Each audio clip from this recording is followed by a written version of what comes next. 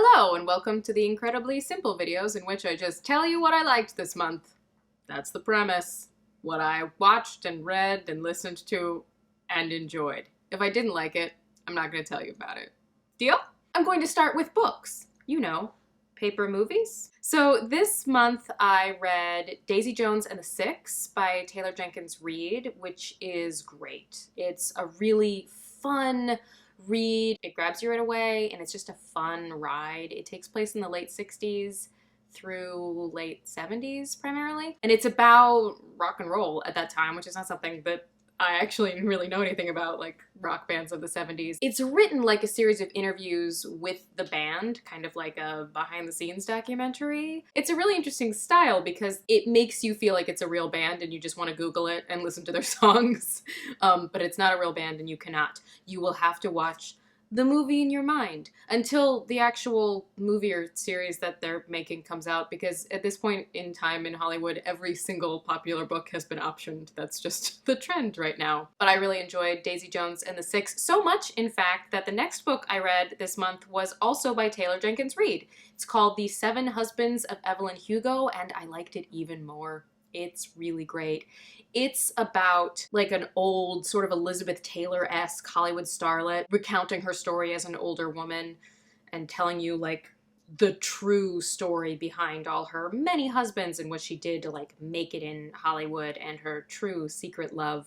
It's a fantastic love story. It's a fantastic sort of mystery's the wrong word, but like, you know, secrets are slowly revealed. It's very engaging as well. I think Taylor Jenkins Reid does a really good job of just like grabbing you right off the bat. I mean, I haven't read any of her other books, but I probably will at this point because I think she's a fantastic writer. Again, this book also makes you feel like you just want to Google what that movie was about, but it's all made up. It's not real movies, it's not real movie stars, but it feels really real and it's a really well-told story with really complex issues being threaded through a really interesting time period. Also being adapted into a film. For shows, I started watching The Watchmen on HBO.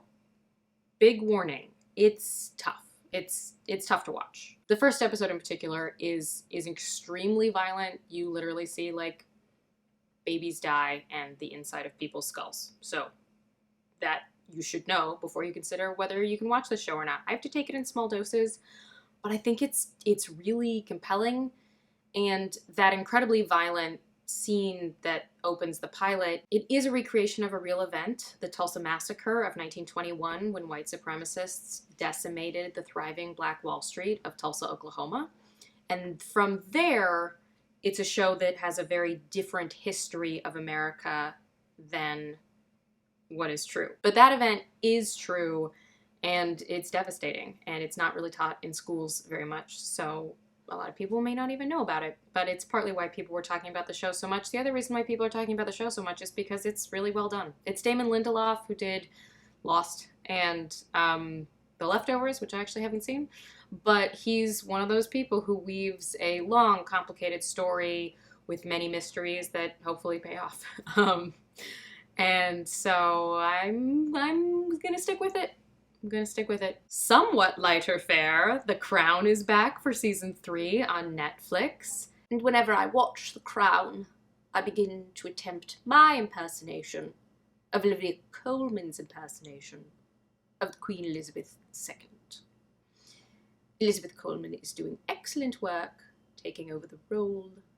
Highly recommend. However, while I'm putting out warnings, episode 3 is about the Aberfan disaster, which was not something I knew about, but is a real event that killed a lot of children, and I wept through the entire episode. So, cheery content I'm recommending to you. How many more shows with babies dying can I recommend? Here's something in which no babies die, but is also about a baby. The new one by Mike Birbiglia is out on Netflix. I got to see it live at the Ahmanson in Los Angeles, which was really exciting. I'm a big Mike Birbiglia fan and I'd never seen him live, so that was excellent. But now you, wherever you are, can watch this incredible one-man show from the comfort of your couch. And you won't have to keep going like this, because there's a tall person in front of you, which did happen to me. But it's about his reluctance to become a father and becoming a father. It's very funny, it's personal, it's emotional, it's beautiful. and very, very, very funny. Did I say that part? It's funny. Mike Birbiglia is very funny. If you haven't watched Mike Birbiglia's other stuff, go do that. I recommend everything. And music. I got to see Sarah Bareilles perform at the Hollywood Bowl, which was, whew, amazing. But I got introduced to this incredible artist that I did not know before because she was on tour with Sarah. Oh, hi. There's a K. Can you come up here? Her opener is a woman named Emily King, who actually co-wrote one of the songs on her new album with her, If I Can't Have You, which is a great, fun song. And a lot of her music has that kind of like jazzy feel to it, and she's great, and I'm really glad that I got introduced to her music. So check her out. Let me know what else I should be watching and reading and listening to. You can comment below or put it in skywriting or just whisper it into the wind and it will find me. Thanks so much for watching this, and thanks so much to my patrons who make it possible. Bye!